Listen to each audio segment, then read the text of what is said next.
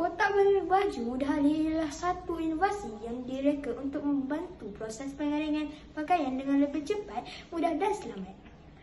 Projek ini menggabungkan penggunaan dua kipas elektrik di bahagian atas kotak serta sebuah pengering rambut di bahagian bawah kotak. Gabungan aliran udara dan haba ini mempercepatkan proses pengeringan baju terutamanya pada musim hujan atau di tempat yang terhad cahaya matahari. Menghadapi masalah pakaian yang lambat kering terutamanya ketika musim hujan, penggunaan mesin pengering pakaian pula memerlukan kos listrik yang tinggi dan wang yang besar. Oleh itu, satu alternatif diperlukan untuk mengeringkan pakaian dengan mudah, jimat tenaga serta boleh dialih ke mana-mana.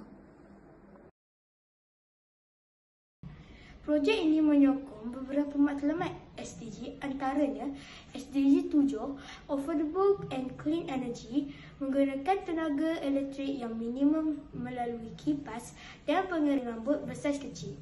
Yang kedua, SDG 9, Industry Innovation and Infrastructure, menggalakkan inovasi produk mudah alih untuk kegunaan harian.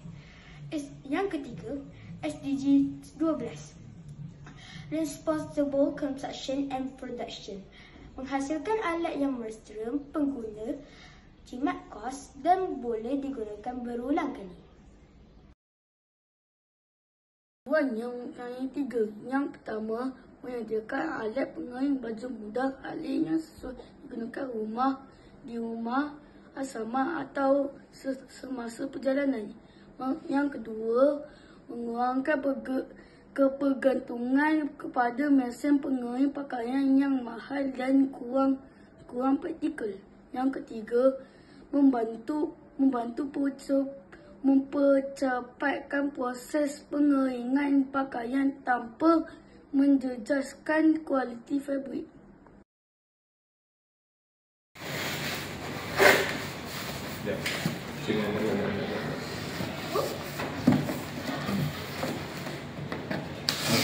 Angkat dulu. Angkatkan yang ujung dulu. Pastikan benda separuh-separuh.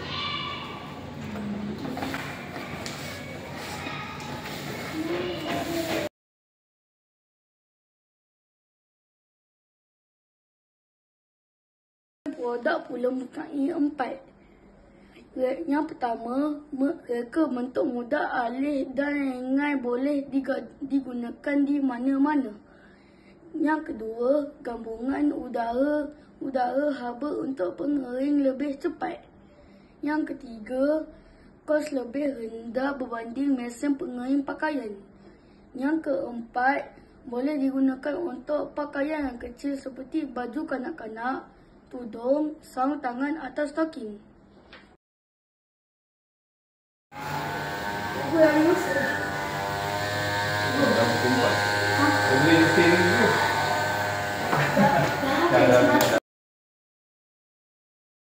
Kotak pengering baju mudah alih ini merupakan inovasi yang praktikal, mudah digunakan serta menjimatkan masa dan tenaga.